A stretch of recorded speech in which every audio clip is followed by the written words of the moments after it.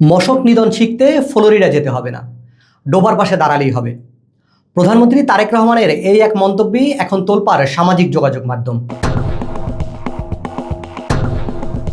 ঘটনার সূত্রপাত চট্টগ্রাম সিটি কর্পোরেশনের মেয়র ডক্টর শাহাদাত হোসেন ও 5 কর্মকর্তার মশক নিধন কার্যক্রম সম্পর্কে প্রশিক্ষণ নিতে যুক্তরাষ্ট্রের ফ্লোরিডা সফরকে কেন্দ্র করে।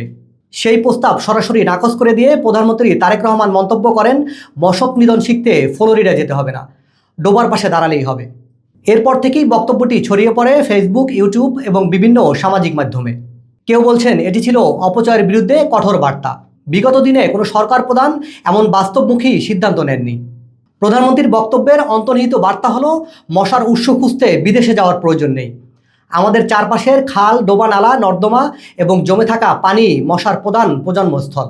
সমস্যার সমাধানও শুরু হতে পারে স্থানীয় বাস্তবতা বোঝা এবং সঠিক ব্যবস্থাপনার মাধ্যমে।